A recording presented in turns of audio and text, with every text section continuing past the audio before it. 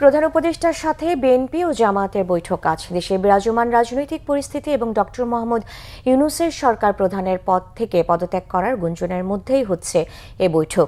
গত রাতে প্রধান উপদেষ্টার প্রেস উইং এই তথ্য নিশ্চিত করেছে। জানা গেছে, সন্ধ্যা ৭টার পরে প্রথমে জামায়াতে ইসলামীর সাথে বৈঠক করবেন ডক্টর মোহাম্মদ ইউনূস। এরপরে বৈঠক হবে বিএনপির সাথে। প্রেস উইং থেকে জানানো হয়, বিএনপি ও জামায়াত দুই দলের সঙ্গে আলাদা আলাদাভাবে বৈঠক করবেন প্রধান উপদেষ্টা।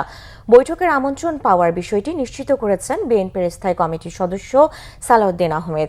গত বৃহস্পতিবার রাতে প্রধান উপদেষ্টা দেশে বিরাজমান রাজনৈতিক পরিস্থিতি এবং রাজনৈতিক দলসহ বিভিন্ন মহলের কাছ থেকে কাঙ্ক্ষিত সহযোগিতা পাচ্ছেন না অনুযোগ করে প্রয়োজনে দায়িত্ব থেকে সরে যাওয়ার ইঙ্গিত দিয়েছিলেন।